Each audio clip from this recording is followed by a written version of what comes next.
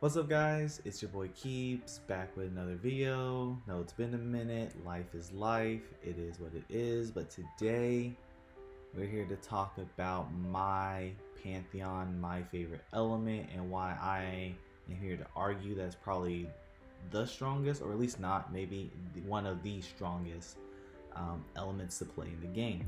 I feel like wind has a lot of options that a lot of decks don't have to run. Most of them have, like, I have one game plan and that's what I'm here to execute. Whereas wind just has it has a lot of toolbox. It's the toolbox like element. Like you can really like change up your styles with it, especially like on the fly in a tournament. So yeah, and what inspired this video today was after going 4-0 in the last week's casuals tournament that just happened with the starter decks. I went 4-0 with Pantera. I was very shocked that it actually did perform very well. It performed exactly how I thought it was going to be. Whereas most people were going to play the Chronodials or the Cryo Scorch decks just because of the Gorgon's Gazes. It's just the power of wind and be able to kind of like change your play style up on the fly. Like if I wanted to go Hydrake, ram your guy if you're going to be an aggressive, cool. You want to sit there and stall, cool. I'll play like Exaltair, Pikas, and like just start popping back row, burning you alive. So today, with that note, with fresh off that 4-0 wind and just how wind has changed from base set 1 from Phosphol to now the Daybreak meta, I want to sit here and kind of show off a deck list where it's kind of one deck, but you can mix match it the way you want, hence the toolbox style. So we'll go ahead and get started with it. So we're back and I got my deck list here, and what we're going to do is I'm going to show you guys what I'm currently running as far as my wind toolbox Nexus deck, and then I want to show you guys the side deck and what you guys can kind of like run with this deck, particularly because, like I said, you can really mix match this deck. Like you can just run this with the stuff I'm going to talk about on the sideboard, and you can just decide, yeah, I want to play this style of my deck right now, and if I feel like I was not winning, I can just change it out. So let's get started with the deck here. We're going to start off with my favorite 3 Sorlet. Sorlet's just the greatest, probably the strongest wind celestial there is. He's naturally a 5. He's a 5, run away 5. But yeah, you just kind of slap this guy down, and then your opponent literally has to respond to it. You know, expend 1 for Sorlet effect, switch the guy over to defense, and then, you know, swing over to Sorlet, and you know, even you get like Gorgons or whatever, you're still like a 5 sitting on board. Like this guy can just sit here and just be a 5 tank and just kind of be like, okay, now do something with it. So Sorlet, I recommend running three copies of it. Pretty strong, pretty good. Next up, we're going to be talking about the Nexus style. So like I said, this starts off as like a Nexus style because that's the way I like to play, but you can change it out the way you want. But next up, we're going to do for the Nexus style version of this deck, we're going to go ahead and throw down 3 Toxiswarm, one of the newest cards introduced in the Daybreak set. This card is crazy. This card is insano. People are sleeping on this card or thinking it's bad. For wind, this card is like just a great guy. Like 4 attack. Besides Sorlet or like any 2-line or 3-line Ascensions, I don't think there's another Celestial in their kit that has 4 attack. Maybe Aeromare, but that's about it, and that's just Aeromare. But yeah, no, Toxiswarm is pretty great, especially once you start getting out with the pairing it up with the Exaltairs. So you're gonna run 2 Exaltairs. This combination is just crazy. Being able to slap your Toxiswarm down and then burn your opponent for 2. Then next turn, keep it alive. You swap down an Exaltair, Nexus, burn your opponent for 3. It goes crazy. It really does, and it makes your opponent feel like in a very losing position at that point because they feel like they're gonna have to respond to something, whether it be your Gorgons or a PTA. Because this deck doesn't really care about shield as much, because you're not really trying to attack. You can if you wish, but just since your guys are so little, it's probably going to be hard to hit over like say like an Ash Rabbit sitting in front of your face, that's going to be tough to deal with no matter what you're going to do. So you might as well just sit there and just chill on it. The next Celestial we have up is going to be Pigus. 2 Pigus, it runs in the deck. Pigus is strong. I don't understand why people just don't run this in their decks already. Like, this card is insane, bro. Like, Pigus right here, sometimes the MVP. It's the MVP in a lot of situations, because you just kind of go Pigus, okay, pop your shield, pop your tsunami, whatever, and then you can just, like I said, combine it with Exaltair, bro, and then you just go Exaltair, Nexus to it, burn your opponent for 2, and get a pop a room for free. This card, left unchecked, runs crazy. Please do not sleep on Pigus. Pigus is good. Pigus should be ran in a lot more other decks. I mean, it's literally just like a thunderstorm on a body. So take that how you will. If you're a thunderstorm enthusiast, if not, that's totally fine. But Pigus goes crazy. It goes crazy a lot. And then next up, we're going to be running the good old package for any deck you want to. For any deck you're gonna run, 3 Ash Rabbit, 2 Elachick. I saved these for last because shocker, we're running Ash Rabbit, Elachick. But no, these cards are pretty great. I mean, Ash Rabbit, I don't think you need to explain anything. Ash Rabbit, it's 5 and it does the thing.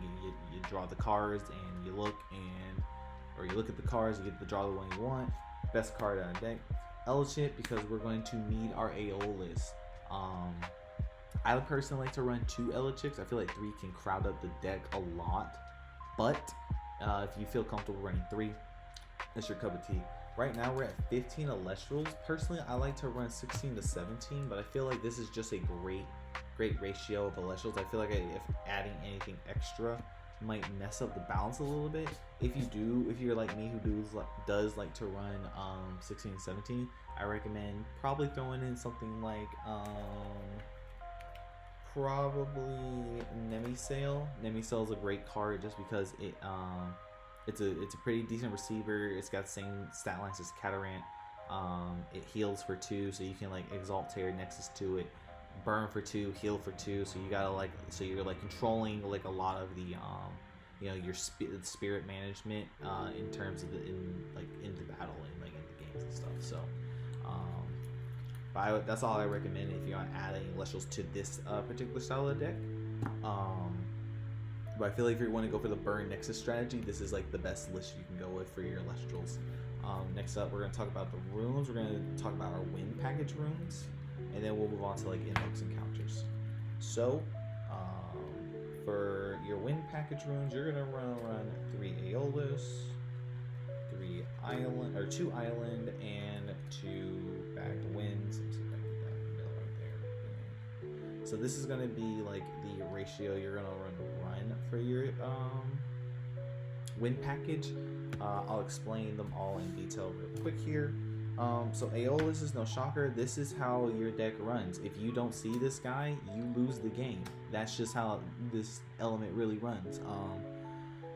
There's no like if, ands, whats, or buts about it. If you don't see Aeolus, you kind of lose the game. Your guys can't really do much on their own unless you know which tools and pieces you're going to need next. That's why we run the 2 Elachicks to help bring basically it's just Aeolus number 5.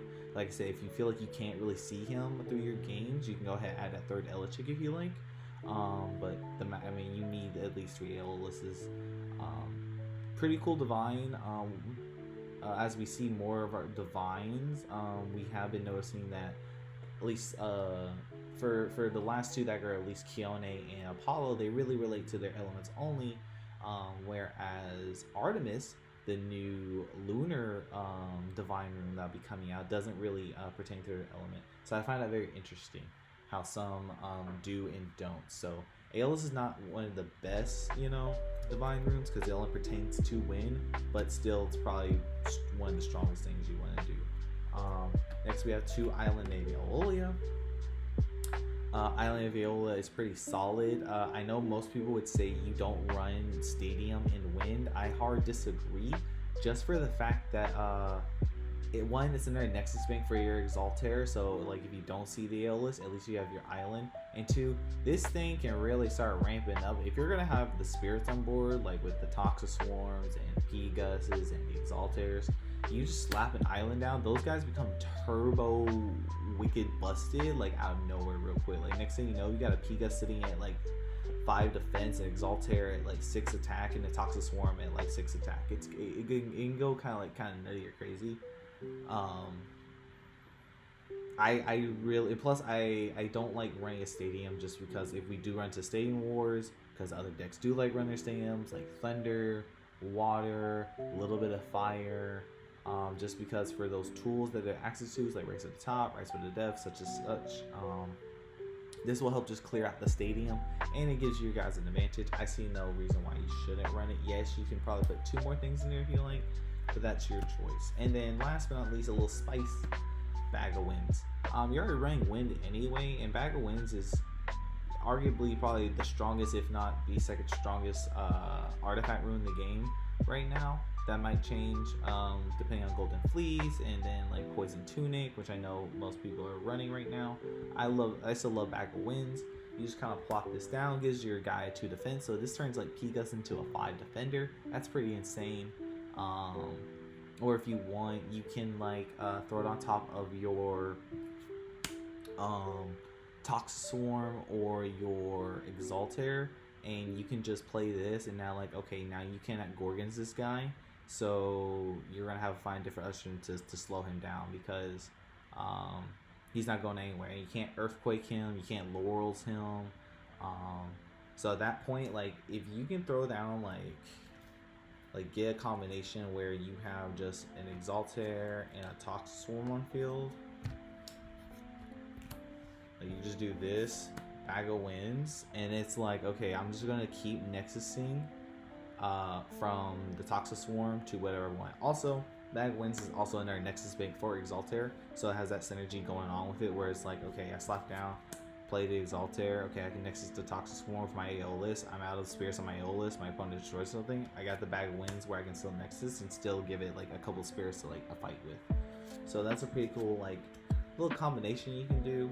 I do like Exaltair Bag of Winds a lot, just because as Nexus decks get further on, looking for more ways to find things to Nexus off of that's not just a divine rune, is going to be kind of interesting to see. And a lot of people are testing artifacts, since now they're kind of good. So you can just kind of run this as basically another thing for your Exaltair on top of your Aeolus. So and on top of the Island of Aeolia. So you have like 4 tools in your deck that Exaltair can use in order to activate the Nexus effect. And if you already have like your Pegasus or like your Toxoswarm down, or even a Nemisail, this guy's just popping off, dude. You just kind of want to set that board state up, and you're pretty much good to go. So those are pretty cool options and tools you can kind of do. We'll go ahead and run through the counter runes real quick, or we'll do the invoke runes and then counter runes, and then we'll move on to the sideboard stuff. So for your invokes, you're just gonna want to run 3 Ambrosias and 2 EQs. Ambrosia is no brainer. You should always run 3 copies of this. If you don't, you are just, I don't know what to tell you. My boy, go get help. This card is probably the best card in the game. Like, you need 3 copies of this. Especially in wind decks, you burn through your spirits immensely, because Aeolus is so expensive, because you gotta use 2 to disenchant to activate spec, compared to like its other divine runes, which only you need to use disenchant 1. But you can at least load up on like a lot of spirits, but like you use like 25% of your life just to cast your Aeolus to get 1 guy. Sometimes it feels rough. So seeing Ambrosia is pretty great, and like I said, you can use the Nemisails to try and help mitigate that damage. Earthquake, just for a little extra removal, because you can't use the, resting on your laurels. Sorry, you can't use resting on your laurels because it's never going to be online, because you're always going to have spirits on board. You're always going to at least have maybe like 1 or 2 on Aeolus. Plus, you're probably going to have maybe just 1 guy sitting on field. So uh, Laurels just doesn't work quite well, so we have the 2 Earthquakes here because we don't want to crowd the deck up too much. You can run a 3rd Earthquake if you like. I think 2's fine for the ratio what we're going for, but you can run a 3rd if you want. And that's going to be all for our Invoke runes, and now time for the counter runes. So obviously we're going to 3 Gorgons, 2 PTAs, 2 Shields, 2 Altars. Okay, so 3 Gorgons, that should be no question on why we're running the Gorgons. Pretty simple, easy. It's Gorgon's Gaze, best kind of run in the game. I run 3 PTA, I only own 2.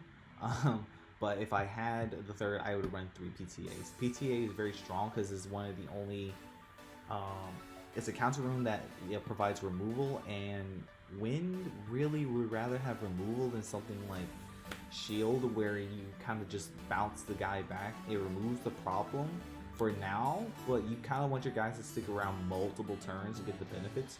So being able to remove an instant threat rather than just kind of bounce it back is more valuable to me than the Shield. So I personally would run 3 PTAs. I only own 2, but I would run 3 PTAs. And 2 Shields, just because a little extra protection for your guys. You want your guys to stick around. You can have the PTAs, and well, Shield can work just as well. Like I said, so you're up to choice on those ratios. And then for any Nexus deck, you're going to want the Altar Stars. You want to run 3 copies of these. I only own 2, but Altar Stars is a must-have in all Nexus deck. This card goes crazy. The ability to just like deny an opponent an attack, or being able for you to just get an extra way to proc one of your receiver effects, like your Toxic Swarms for your extra burn, Pigas for extra back row removal, or a Nemisail for some extra healing if you're really down low. This card can just like turn the game around for you so quick, it's not even funny. Just the altercations of this card and what you can do is kind of crazy. And then for the last, and Peace Not Resistance, what I like to have a little spice in my hot take for Nexus decks. Divine Blessing, dude. People should run this. If you love Nexus decks, or you play like a lot of Nexus decks, you should run this. There's no reason why I can see a disadvantage for running Divine Blessing where everyone's running Earthquake or Laurels in their deck because removal is kind of scarce. The only one that Divine Blessing doesn't protect you from is PTA, and that's pretty much it. But if your opponent tries to EQ you, you can just be like Divine Blessing, cast it, take 1 off your Aeolus, or take 1 off your Toxic Swarm that you already have on because you've Nexus Spirits from it. It's kind of crazy, and you get to protect your guy that has like 2 or 3 spirits on it that you can use for your Nexus. So Divine Blessing, in my opinion, is really good. On top of that, with the Bag of Wings, you just kind of have like a lot of removal protection in this deck. I think that's pretty great, especially for a Wind style deck, or a Wind Toolbox Nexus style deck, because you want that guy to stick on the field, especially like your P-Gus's and your Toxic Swarms, because those are the guys who are like getting you advantage on board state. So being able to have a way to protect these guys is pretty clutch in my opinion. I would only run 2. I don't want to think you bank on this card a lot just because your opponent isn't running that much removal. But just seeing 1 of these can feel pretty good in the game. It's like this doesn't also stop like Earthquake or Laurels. This also can stop like your opponents from like thunderbolting your Aeolus, or it can stop a late game Ambrosia. Like your opponent tries to run a fruit deck, goes for Ambrosia, you go Divine Blessing. No, you don't get the heal, nor do you get the draw. So you just wasted your Ambrosia for that. There are multiple cards that this card can hit, and I don't think a lot of people understand how relevant those cards it's hitting for, as well as how powerful this card is just by saying no to Invoke runes. Because I believe it's like one of the only things besides like something like Leonite that doesn't that just like says no to Invoke runes. So I think these cards are pretty powerful, and I definitely feel like in Nexus decks you should run it. And that's like the list I have for my version of Wind Burn Nexus. I think it's a pretty solid list. I think you have pretty much everything you had. Like I said, this is 38 cards if you go back and count and look in the VOD. Like I said, I would run the extra alter an extra PTA if I had it. Right now I don't, so I kind of just slot in like a Nemicell or something like that in my deck. But other than that, that is pretty much in general like what I believe is like the best like Wind Nexus style deck right now. Hold it down for the boys right here. We'll go over a side deck in a second, but I just want to recap and retouch on just a little bit of the deck real quick and just how that I feel like this is very strong. I feel like Wind is very strong. It's very toolboxy. Especially when I get to the side deck, you're definitely going to see how available you're able to switch these play styles of the of Wind has to offer. Just being able to switch on the fly that, okay, I can play my Wind Burn style, Nexus style, or I can switch it around and play it like more of an aggro style, which I'll explain here in the side deck now. Alright, moving on from the side deck, I'm very excited about showing this off because I feel like this is where my argument comes in to how versatile the element can be, how versatile just a Wind deck in general can be. So starting off with the side deck, you're going to want to throw down, that's a lot of order, but this is pretty much it right here. So you can choose 2 Nemicell and 2 Galaxiers. Nemicell is good. I used to really think this is probably one of the best Wind cards when Frostwall came out because Wind really needed a healing receiver because it's so expensive in terms of how much spirits you have to use to gain advantage. But sometimes this guy can feel weak. You just kind of like throw him down there and it's like, okay, now I just got a 3 attacker that recovered me some spirits, kind of like Catarant. But for Catarant, just because how Keone works, it's just cheaper, so much more cheaper than trying to do like Aeolus into Nemicell, because at least with Keone Catarant, you're going a +1, whereas Aeolus, you're always going net neutral. So if you don't feel like if you can manage your spirits really well, I don't recommend throwing the Nemicell in main, but having it aside just in case like your opponent's also trying to burn you out, or you just know you need those extra spirits on board, definitely go for the Nemicell. Another option you can go for is Galax Air. The reason why I say you can go for Galax Air, one, it's a cheaper Swirlet. You can kind of just be like, okay, cool, I'll play this guy, swap some stats, and then swing, and then get you some advantage there. The problem with Galax Air is that it doesn't have the funny 5 number on it, in case you haven't noticed. So this card kind of loses to a lot of things. It loses to Elichic, like, let's say, like, for instance, okay, you have Rabin defense, cool. Galax Air, swap stats, swing over Rab, cool. I play Elichic next turn, your Galax Air, it's kind of screwed. I wish it had the effect of, like, Mustation, where it's like, if you cast a guy, you can swap his stats on the fly. I think that'd be really cool.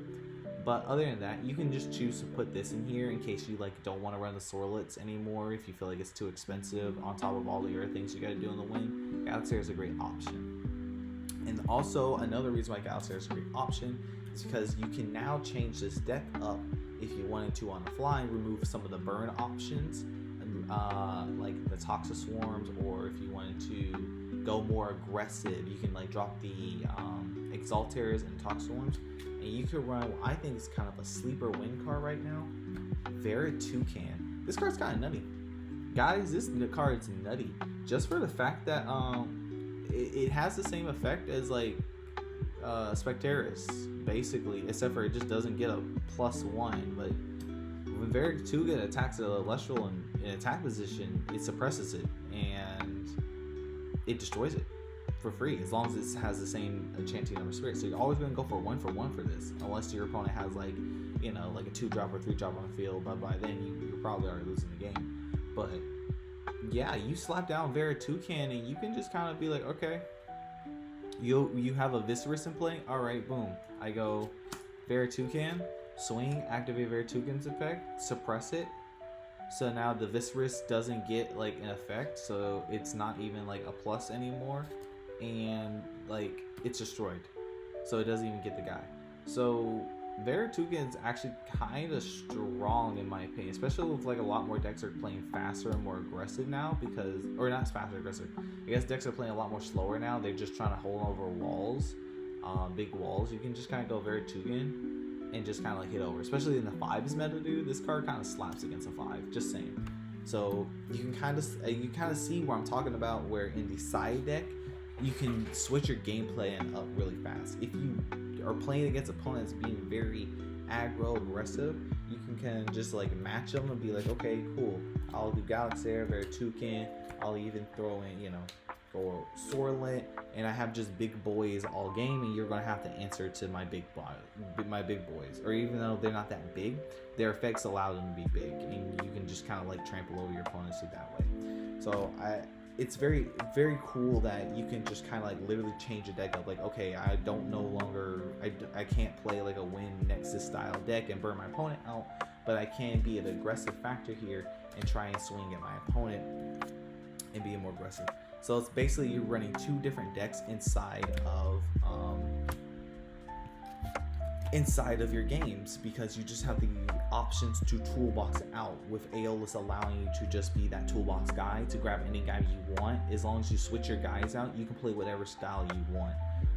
I find that very cool that most decks can't just like, okay, well, I'm playing Lockagon, cool, I'm switching my entire Lockagon strat to try and do a 5 strat. When it just doesn't work, you won't have the spirits map for it. Since you're always running all wind, the spirit map kind of stays the same. You're just switching your guys out, you're switching your tools out, which I think is pretty cool. Next I would just have some generic stuff. You can run extra Elichic or Shield of Killage if you want. Like I said, based on your flavor, your text, how you want to run the deck. Just in case you feel like you're not seeing Aeolus enough, you can run the extra Elichic, and you feel like if you need like some extra back row to stop all this aggression your opponent might be playing, like into a 5s or something that's just being mad aggressive and it's not popping runes, you can just go ahead and like pop Shield of Achilles in there, and that'll help you out too. So up to your choice.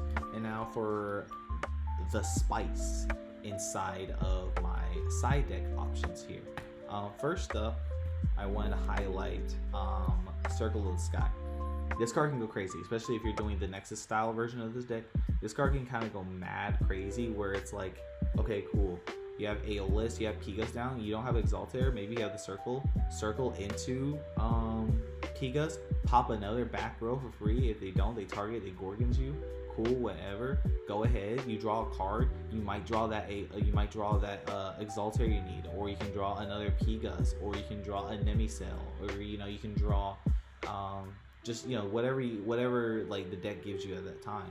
Just being able to kind of like Nexus, and then draw cards, pretty cool. Like I said, if you have the Toxoswarm or the Pigas or the Nemicel on field, you can just go Circle, Nexus, and get one of those effects for free on top of a plus draw.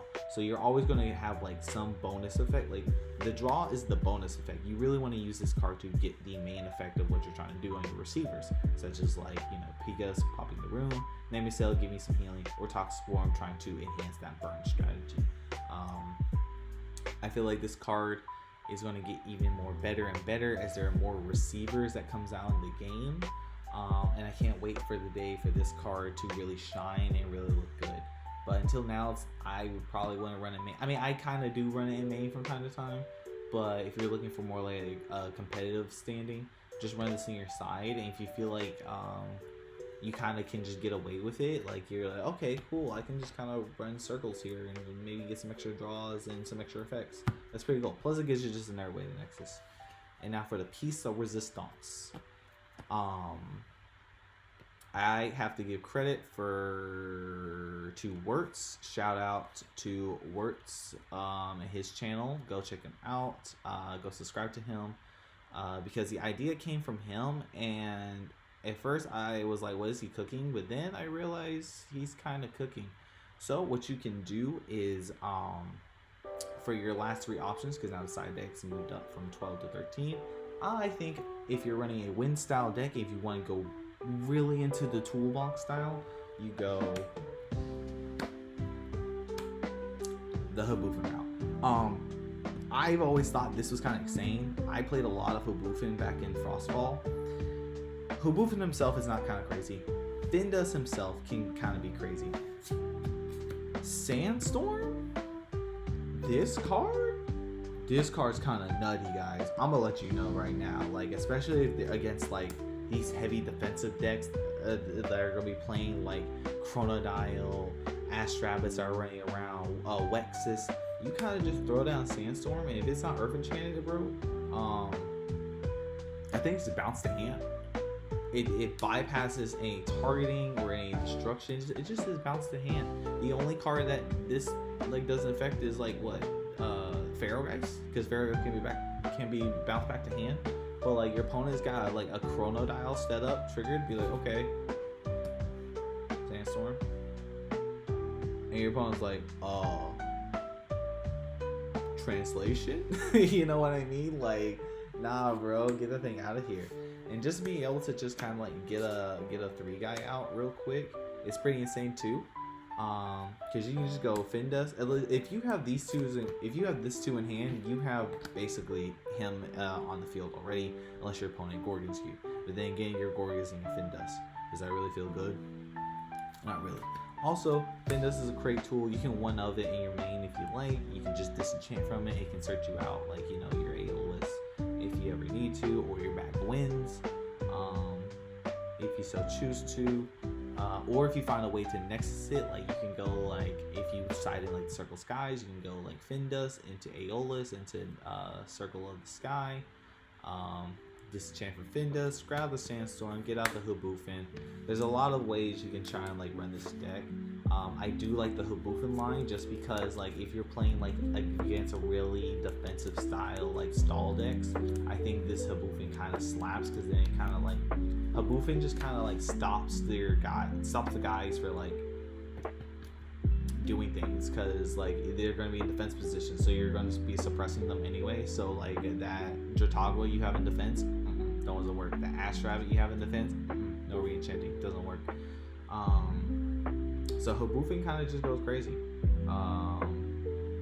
And he can swap, like if you can keep him on for a turn, your opponent's trying to be aggressive, you can just like expend like a Wind Spirit, and then you can go ahead and change everything in defense. So I feel like this is a pretty strong side deck. Oh, and of course I'm missing 2 cards. You're just gonna want to run the 2 Taratlus inside the deck, just so for you have in the side deck, just in case you for your Haboofin and for your Sandstorm line. Now, in theory, you can, if you don't want to run Haboofin stuff and you want to run more safe, you can't go wrong with 3 Tsunami. I left it out because I personally don't like run Tsunamis in my decks anymore. I think that card's kind of like a hit or miss nowadays with so much water going around. But yeah, you can also run this inside the side deck if you so choose to be. I'd rather go for a Haboofin line and keep with the synergy and theme of that. Wind is a very on the fly toolbox style, like, okay, I have my main strategy, my side can let me turn into 2 different strategies. If my opponent's on the defensive end, you just go with the Haboofin stuff, bro, and you start wrecking. You want to be aggressive because your opponent's kind of playing like this mid-range control stuff, man. You go Verituka, you go Galaxair, and you run over with the Sorlets. Your opponent is just kind of like playing whatever, playing like a 5 style. Okay, cool. You just want to sit on a guy with 1 spirit per turn. Play the burn Nexus style and be like, okay, I'm gonna chip you down just as fast as you're chipping me down. So it's gonna be like a who's gonna win. But yeah, so that is my deck list for my Wind Nexus style deck, and also my kind of like, I guess it's kind of like also a Pantheon observation of what the wind element has to offer and how strong it can really be. I really do think that it is definitely one of the most slept on elements. I know a lot of people say, it's one of the weaker ones. I disagree. I feel like you can really go lean into the toolbox, especially in this Daybreak meta. I'm telling you guys, Wind Nexus is going to go crazy. It's going to go so crazy. You guys just don't believe it. But yeah, thank you for listening for my little TED talk about wind and this like kind of like wind Nexus toolbox style deck profile breakdown. If you guys want to see a match where I use this deck,